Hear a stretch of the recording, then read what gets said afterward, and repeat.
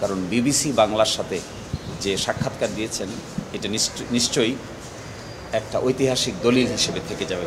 সকালে উঠে আমি লাইভ শুনেছি,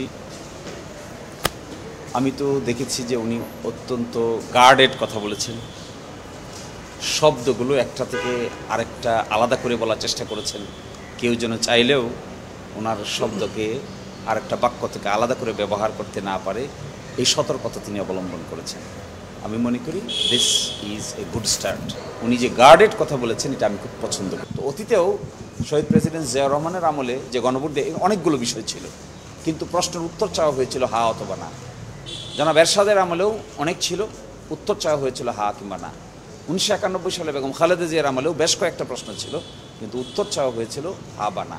এই যে প্রক্রিয়াটা, এই প্রক্রিয়াটা আমার ধারণা এখানেও কার্যকর হবে। আরও চিন্তা করতে হবে, ম্যাচিউর সিস্টেম বাইর করতে হবে। তাহলে 8 তারিখে চূড়ান্তভাবে শেষ হচ্ছে। আসলে তো এটা একটা ফুল প্রুফ ব্যবস্থা বের করার চেষ্টা করা হচ্ছে। এখনও যদি কারো মাথায়, আমি মনে করি কারো মাথায় আরও কোনো ফুল প্রুফ করতে গিয়ে কোনো ধরনের কোনো ক্রিয়েটিভ থিঙ্কিং এখানে আসে, আমার মনে হয় ঐকমত্য কমিশন সেটা অ্যাড করতেও কোনো দ্বিমত করার কথা নয়। কারণ সকলেই আমি দেখলাম গতকালকের মিটিংয়ে, that was a very positive meeting. Everybody started talking how to solve the problem. সকলেই এটা বোধ করছেন যে this is a problem, it's a big problem. এটা রাষ্ট্রীয় মেকানিজম এবং কনস্টিটিউশনাল জুরিসপ্রুডেন্সে is one of the rarest ঘটনা ইন বাংলাদেশ। এটাকে যত বেশি ফুল প্রুফ সিস্টেমে অ্যাকসেপ্ট করা যাবে, ততই ভবিষ্যৎ বাংলাদেশ এবং জুলাই অভ্যুত্থানের পক্ষের সকলের জন্য এটা প্রয়োজনীয় ভূমিকা পালন করবে। এই জন্যই ফুল প্রুফ সিস্টেম খোঁজা হচ্ছে, কারো পক্ষে কিংবা বিপক্ষে নয়, ইন ইটস এন্টায়ারিটি বাংলাদেশের পক্ষে খোঁজা হচ্ছে। This is supreme court.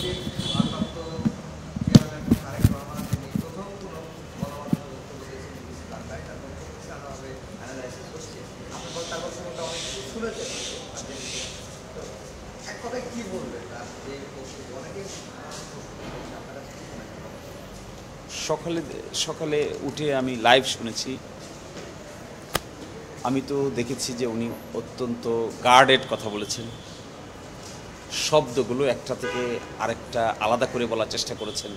কেউ যেন চাইলেও ওনার শব্দকে আরেকটা বাক্য থেকে আলাদা করে ব্যবহার করতে না পারে, এই সতর্কতা তিনি অবলম্বন করেছেন। আমি মনে করি this is a good start. এবং আমি এটাও মনে করি বাংলাদেশের রাজনীতির ইতিহাসে গুরুত্বপূর্ণ ব্যক্তিবর্গের মধ্যে তিনি একজন। ফলে তিনি যে কথা বলবেন, যে স্পিরিট শো করবেন, এটা will be lesson to the nation. In my view উনি যে গার্ডেড কথা বলেছেন এটা আমি খুব পছন্দ করেছি। রাজনৈতিক নেতৃবৃন্দকে ক্যালকুলেটিভ ওয়েতে কথা বলতে হয়, এবং সম্ভবত উনি প্রফেশনাল অ্যাডভাইস নিয়েছেন বলে আমার কাছে মনে হয়েছে।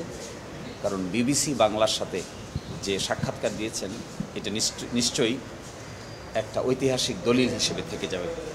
এই ক্ষেত্রে আমি ব্যক্তিগতভাবে ওনাকে অত্যন্ত সুচিন্তিতভাবে শব্দ চয়ন করেছেন বলেও আমার কাছে মনে হয়েছে। তিনি চেয়েছেন তার বক্তব্যকে কেন্দ্র করে কোনো ধরনের বিতর্কের জন্য জন্ম না হয়। প্রাথমিকভাবে মনে হয়েছে this is a good start, বাকিটা সময়ই।